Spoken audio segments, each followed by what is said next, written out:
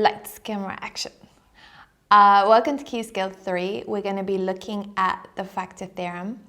What is a factor? What is the factor theorem? How can we use it?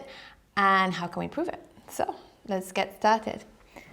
What are the factors of 24? Well, you're going to have to think back to what you learned in year 8 to think about what are factors.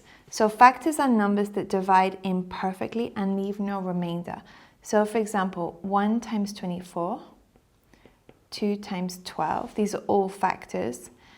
3 times 8, 4 times 6. And I think that's about it. And normally when you list your factors, use these curly brackets that are for sets, and you go smallest to biggest. So 2, 3, 4, 6, 8, 12, and 24. So factors divide in and leave no remainder. Okay, so if we're talking about polynomials, or in this case quadratics, what are the factors? Well, we need to factorize this opening the brackets. So we need two numbers that multiply together to give minus 40 and add up to give 3. So in this case, you want the negative number to be smaller and the positive number to be bigger. A negative and a positive will multiply together to give us a negative. And because when we plus them together, when we sum them, we want them to be a positive. We want the positive one to be bigger. So we can try 8 times minus 5 will work, because plus 8 times minus 5 will give us minus 40. But plus 8 subtract 5 will give us 3. So here we can put plus 8 minus 5.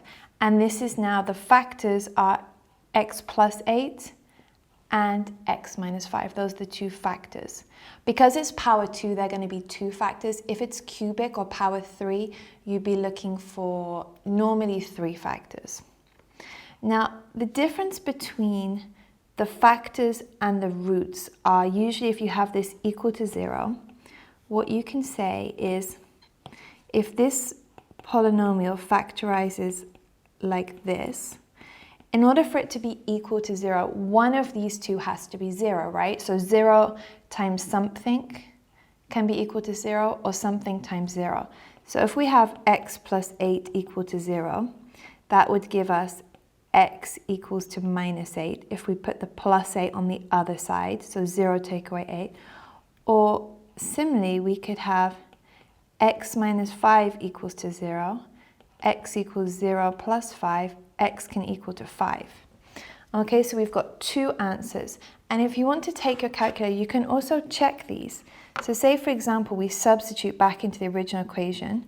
We can have minus 8 squared plus 3 times minus 8 minus 40. And you can check, you get 0. Similarly, you can check for 5. Okay, state the factor theorem. The factor theorem says that if x minus a is a factor,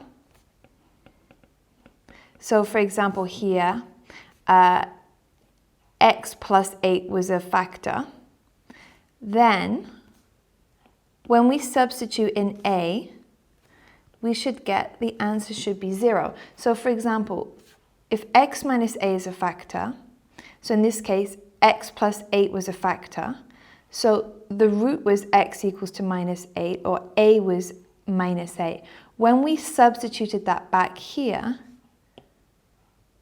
into the polynomial, we got an answer of 0.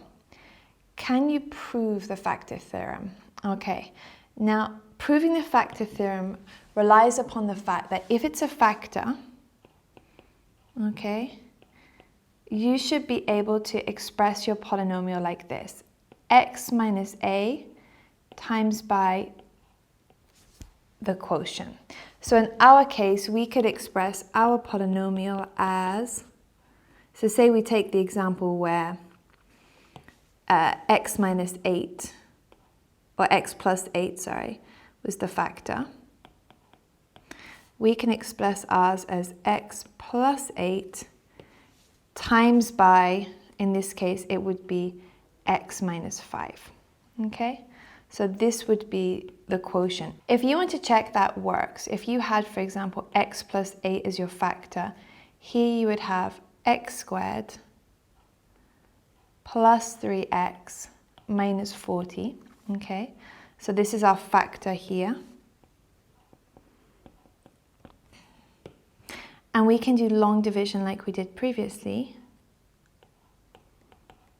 to check that this would be the quotient here. So you can see it divides in perfectly because it's a factor, and you've got a 0 remainder, okay? So as we did before, you can say here that x squared plus 3x minus 40 divided by x plus 8 is equal to x minus 5. And if you move the x plus 8,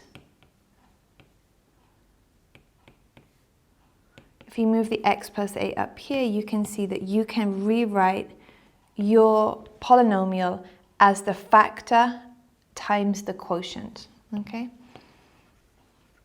So what that means then, if we substitute here, x equals to a.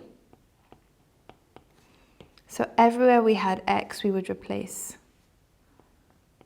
with a. We would get here a minus a times by whatever we would have when we substituted q minus a, okay? But a minus a is equal to 0, so we have 0 times by q of a, which is equal to 0. If we do that with a practical example again, we would have x plus 8 was the factor, x minus 5. Then we would substitute f of x equals to minus 8, which would be minus 8 plus 8 times minus 8 plus 5. Well, f of minus 8 is minus 8 plus 8 is 0. Minus 8 plus 5 is minus 3. So f of minus 8 is equal to 0. So if we have a factor, we can let that factor equal to 0 and find the root.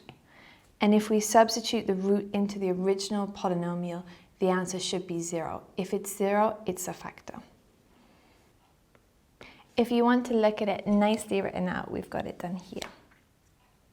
That's our introduction to the factor theorem finished. You should now know what is a factor, what is the factor theorem, and how to prove it.